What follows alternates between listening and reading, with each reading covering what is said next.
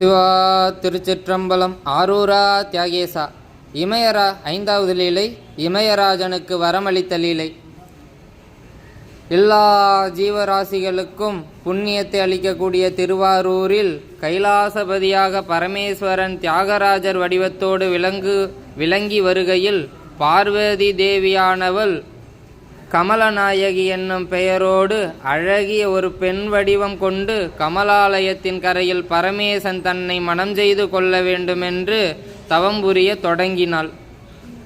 அது தெரிந்த மலையரசனாகிய இமயராஜன் திருவாரூர் நகரை அடைந்து தியாகராஜனை வாடிய முகத்துடன் பணிந்து போற்றி அஞ்சலி செய்து, ஓ திரிலோகநாதா, சங்கரா, பரமேஸ்வரா, சர்வேஸ்வரா, எனது விண்ணப்பத்தை கருணையுடன் அங்கீகரிக்க வேண்டும். நெடுநாள் வசித்து வந்த வெள்ளையங்கிரியிலேயே துறந்து இந்த புண்ணியபுரிக்கு தேவரீர் வந்து தோன்றியது முதல் கைலாச பர்வதம் பாழாகிவிட்டது போலும். தேவர்கள், யாஷர்கள், கந்தர்வர்கள், சித்தர்கள், சாரணர்கள், முனிவர்கள் ஆகிய இவர்களுடைய சஞ்சாரம் குறைந்துவிட்டது. இதுவரையில் தவம் செய்வதற்கு ஏற்ற இடமென்று பெயர் பெற்ற இமாலய சார்பை அடைந்த ரிஷிகளும் இங்கேயே ஆசிரமத்தை அமைத்து கொண்டு விளங்குகிறார்கள். இத்தகைய புண்ணிய ஸ்தலத்தை அடைந்து விளங்கும் தேவரீரது சம்பந்தத்தை விரும்பிய என் புத்திரி ஆகிய பார்வதி கமலாலயத்தின் கரையில் ஒரு பர்ணசாலையை அமைத்து கொண்டு கமலநாயகி என்னும் பெயருடன் உம்மை குறித்து தவம் செய்கின்றாள். கந்தலே பணங்களை ஒழித்துவிட்டு கந்த மூலங்களை உண்டு மிக்க நியமத்துடன் தவம் செய்கின்றாள்.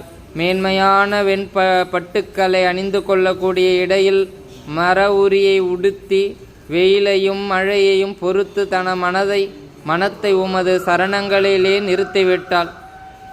பஞ்சேந்திரங்களையும் அடக்கிவிட்டு மூக்கின் நுனியில் பார்வையை அமர்த்தி கைகளை உயர்த்தி கொண்டு விளங்குகிறாள். முனிவர்கள் செய்ய முடியாத கடினமான தவங்களையும் புரிய நிச்சயித்து விட்டாள். முகூர்த்தங்கள், தினங்கள், பட்சங்கள், வருஷங்கள் சென்று வருவதை என் பெண் அறியவே இல்லை. கணிதமான தவம் செய்வதால் தண்ணீர் போல வாடுகிறாள். முன் யுகத்தில் தச பிரஜாபதிக்கு மகளாய் பிறந்து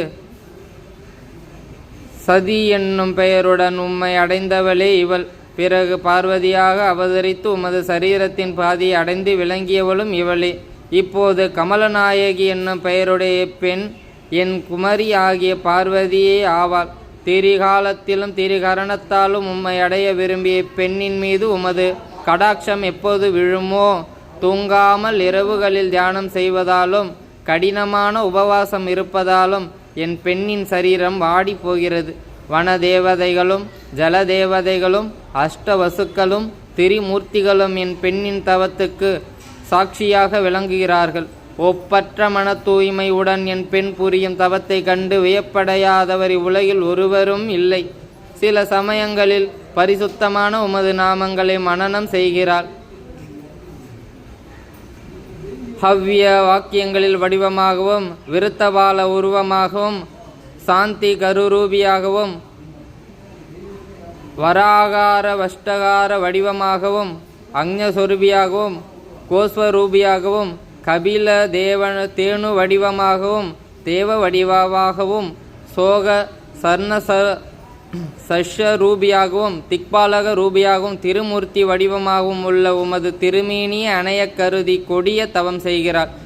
அவள் உடல் வாடி இழைத்து என்பு மட்டும் இலங்குகிறது.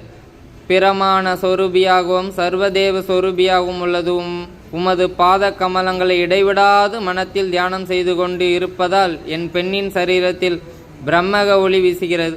உமது தியான விசேஷத்தால் சிற்சில சமயங்களில் மயிர்கூச்சலை அடைகிறார். மை அணிவதை ஒழித்து என் பெண்ணின் கண்களுக்கு உமது சரீர காந்தியே மை போல் விளங்குகிறது. உமது பாதங்களை ராஜ்யமாகவும் ஒப்பற்ற செல்வமாகவும் தயாவாகவும் தந்தையாகவும் தோழியாகவும் சுற்றமாகவும் நினைத்து கடினமான தவம் புரியும் என் பெண் மீது உமது கடாட்சத்தை செலுத்தக்கூடாதா? ஓ பராவர பொருளே, சர்வ ஜெகஸ்வரூபியே, என் பெண்ணின் நற்குணங்களையும் அவளது தவத்தையும் கண்டு நீரே அவளை அங்கீகரிக்க வேண்டும். ரஜோகுணத்தையும் தமோகுணத்தையும் மோகத்தையும் அடக்கி நீரே கதி என்று நம்பி தவம்புரியின் பெண்ணை அங்கீகரிக்க வேண்டும் என்று இமயராஜன் வேண்டிக் கொள்ளவே தியாகராஜன் மன்மதனுக்கு சமமான ஒரு அழகிய வடிவத்தை மேற்கொண்டு புன்சிரிப்புடன் அவன் எதிரில் தோன்றினார். தாமரை போன்ற அழகிய கண்களுடனும் இரத்தின ஆபரணங்கள் போன்ற சரீரத்துடனும் மிருது பாஷியாக விளங்கும் புருஷனை இமயராஜன் தியாகராஜ பிரம்மனே என்று எண்ணி அவர் பாதத்தில் பணிந்தான்.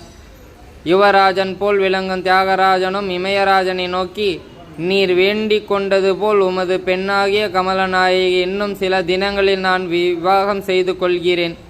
அதை பற்றி நீர் இனிமேல் யோசிக்க வேண்டாம்.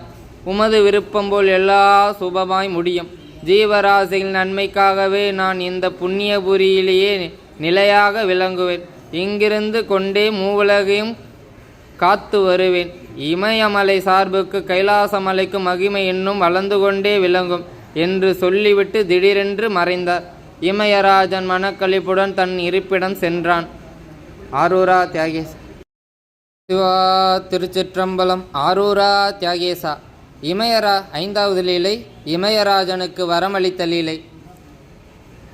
எல்லா ஜீவராசிகளுக்கும் புண்ணியத்தை அளிக்கக்கூடிய திருவாரூரில் கைலாசபதியாக பரமேஸ்வரன் தியாகராஜர் வடிவத்தோடு விளங்கி வருகையில் பார்வதி தேவியானவள் கமலநாயகி என்னும் பெயரோடு அழகிய ஒரு பெண் வடிவம் கொண்டு கமலாலயத்தின் கரையில் பரமேசன் தன்னை மனம் செய்து கொள்ள வேண்டுமென்று தவம் புரிய தொடங்கினாள். அது தெரிந்த மலையரசனாகிய இமயராஜன் திருவாரூர் நகரை அடைந்து தியாகராஜனை வாடிய முகத்துடன் பணிந்து போற்றி அஞ்சலி செய்து, ஓ திரிலோகநாதா, சங்கரா, பரமேஸ்வரா, சர்வேஸ்வரா, எனது விண்ணப்பத்தை